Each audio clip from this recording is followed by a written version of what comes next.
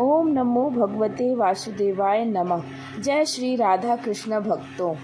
पुरुषोत्तम मास महात्म्य कथा अध्याय 2। सुत जी बोले, राजा परीक्षित के पूछने पर भगवान शुक द्वारा कथित परम पुण्यप्रद श्रीमद् भागवत सुखदेव जी के प्रसाद से सुनकर और अनंतकर राजा का मोक्ष भी देखकर अब यहाँ यज्ञ करने के उद्घोत ब्राह्मणों को देखने के लिए मैं आया हूँ और यहाँ यज्ञ में दीक्षा लिए हुए ब्राह्मणों का दर्शन कर मैं धन्य हुआ। ऋषि बोले, हे साधो, अन्य विषय की बातों को त्याग कर भगवान कृष्ण द्वैपायन के प्रसाद से उनके मुख से जो आपने सुना है वही अपूर्व विषय हे सुत आप हम लोगों से कहिए।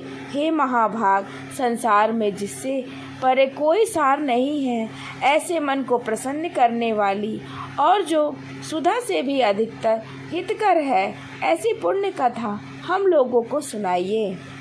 सुत जी बोले, विलोम ब्राह्मण के चरु में क्षत्रिय का चरु मिल जाने से उत्पन्न होने पर भी मैं धन्य हूँ। जो श्रेष्ठ पुरुष भी आप लोग मुझसे पूछ रहे हैं, भगवान व्यास के मुख से जो मैंने सुना है वह यज्ञवान मैं कहता हूँ। एक समान नारद मुनि नर नारायण के आश्रम में गए, जो आश्रम बहुत से तपस्वियों, सिद्धों तथा देवताओं से भी युक्त है और बैर, बहेड़ा, आंवला, बेल, आम, आमड़ा, कैथ, जामुन, कादम्बदी और भी अनेक वृक्षों से सुशोभित है। भगवान विष्णु के चरणों से निकली हुई पवित्र गंगा अलकनंदा भी जहाँ बह रही है, ऐसे नर नारायण के स्थान में श्री नारद मुनि ने जाकर उन ब्रह्म नारायण को, जिनका मन सदा चिंतन में लगा रहता है, जिनके जितेंद्र काम क्रोधादि शत्रुओं को जीता हुआ है, अत्यंत प्रभा जिनके शरीर से चमक रही है, ऐसे देवताओं के भी देव तपस्वी नारायण को साष्टांग दंडवत प्रणाम कर और हाथ जोड़ नारद उस मुनि व्यापक प्रभु की स्तुति करने लगे। नारद जी बोले, हे देवादिदेव, हे जगन्नाथ, हे कृपा सागर, हे सत्यपते, आप सत्यव्रत हो, त्रिसत्य हो, सत्य आत्मा हो और सत्य संभव हो। हे सत्योन, आपको नमस्कार है। मैं आपकी शरण में आया हूँ। आपका जो तप है वह संपूर्ण प्राणियों की शिक्षा के लिए और मर्यादा की स्थापना के लिए है। यदि आप तपस्या ना करें तो जैसे कलयुग में एक पाप करने से सारी पृथ्वी डूबती है, वैसे ही एक के पुण्य करने से सारी पृथ्वी तरती है। इसमें तनिक भी संशय नहीं है। पहले सतयुग आदि में जैसे एक पाप करता था तो सभी पापी हो जाते थे, ऐसी स्थिति हटाकर कलयुग में केवल कर्ता ही पापों से लिप्त होता है। यह आपके तप की स्थिति है। हे भगवान, कली में जितने प्राणी हैं सब विषयों में आसक्त हैं। स्त्री पुत्र ग्रह में लगा है और चित्त जिसका ऐसे प्राणियों का हित करने वाला जो हो और मेरा भी थोड़ा कल्याण हो, ऐसा विषय विचार कर केवल आप ही कहने के योग्य हैं। वही आपके मुख से सुनने की इच्छा से मैं ब्रह्मलोक से यहाँ आया हूँ। आप ही उपकार प्रिय विष्णु हैं, ऐसा वेदों में निहित है। इसलिए लोकोपकार के लिए कथा का सार इस समय आप सुनाइए, जिसके श्रवण मात्र से निर्भय मोक्ष पद को प्राप्त करते हैं।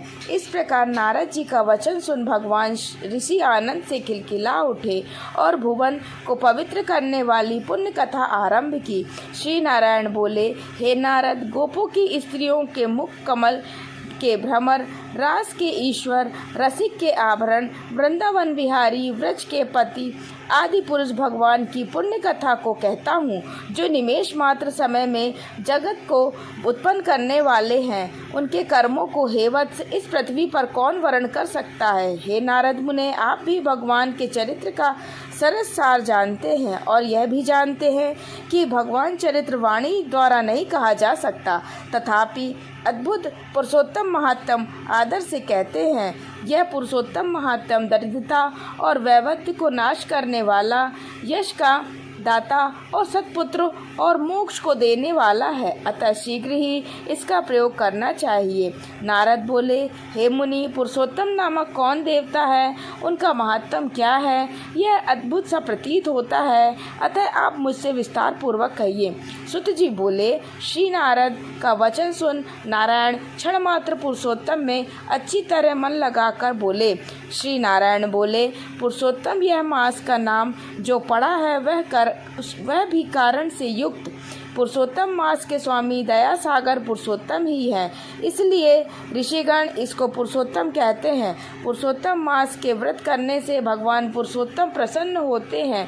नारद जी बोले, चैत्रादि मास जो है वे अपने अपने स्वामी देवताओं से युक्त है, ऐसा मैंने सुना है, परंतु उनके बीच में पुरुषोत्तम नाम का मास नहीं सुना। पुरुषोत्तम मास कौन है और पुरुषोत्तम मास के स्वामी कृपा के निधि पुरुषोत्तम कैसे हुए? हे कृपा निधि, आप मुझसे कहिए, इस मास का स्वरूप विधान के सहित हे प्रभु कहिए। हे सत्यपते, इस मास में क्या करना, कैसे स्नान करना, क्या दान करना, इस मास का जप पूजा उपवास आदि क्या साधना है, कहिए।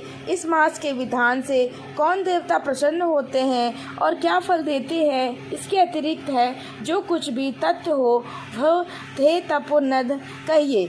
साधु दीनों के ऊपर कृपा करने वाले होते हैं, वे बिना पूछे कृपा करके सुपदेश दिया करते हैं।